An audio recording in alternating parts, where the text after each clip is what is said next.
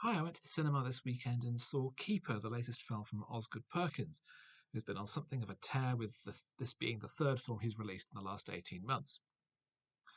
It's the story of a couple, Liz and Malcolm, played by Rossif Sutherland and Tatiana Maslany, who go away to his cabin in the forest for a weekend to celebrate the anniversary of their getting together. However, the mood in the cabin is odd and uncomfortable, and on the Saturday morning, Malcolm gets a message that he has to go back to the city because one of the patients he cares for as a doctor in a major hospital is due to be wakened from her induced coma, and he'll need to take care of that.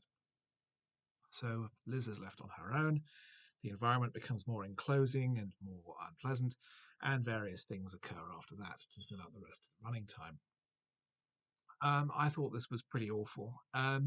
It's becoming evident from Perkins' filmography that he's a very talented visual stylist. He was very much reminiscent of Ridley Scott, in fact. His films are very finely wrought in terms of image, sound, composition, tone, mood. He cannot tell a good script to save his life. Longlegs fell apart towards the end. The Monkey, I felt, didn't work at all as a script and had some really notable errors. This is, for all its visual styling and editing and subtlety of performance, it is an incredibly rote and cliched film that gives away far too much too early, destroys any sense of suspense over what might be happening, and becomes a dull chore to watch.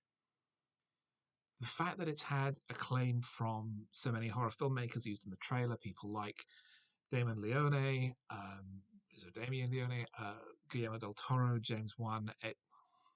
It's really confusing because the film is bad and the film is very over-directed to compensate for the paucity of imagination and the paucity of creativity.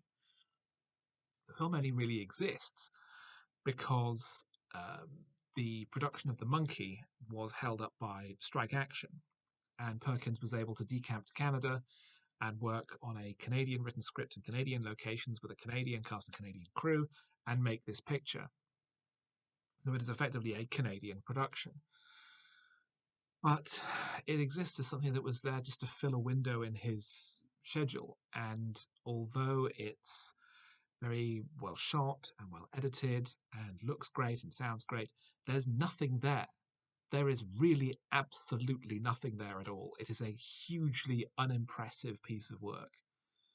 I really felt like I was wasting my time watching it. I was checking my watch after less than half an hour when the reveal comes towards the end and there's an explanation of what's happening. It's very obvious based on what you could have already guessed.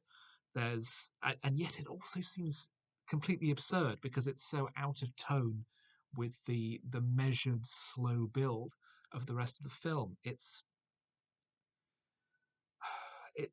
very disappointing that with his earlier film Gretel and Hansel, which I'd really enjoyed, and with Longlegs, which was anchored by strong direction and original vision and that incredible Nicolas Cage performance, he had set himself up as a great new filmmaker, a great new horror voice. And then everything else he's done since then has been to demolish that. Um, Perkins needs good scripts, and he has no idea what that involves. And the result is a filmmaker who is completely hobbled in the same way that, as I said, Ridley Scott is consistently strong in terms of his technical work, but the stories are highly variable because he doesn't know what a good script is. So we have the same situation here. The result is one of the most boring and cliched and uninvolving horror films I've seen in a long time, certainly this year. And I can only recommend you avoid it at all costs.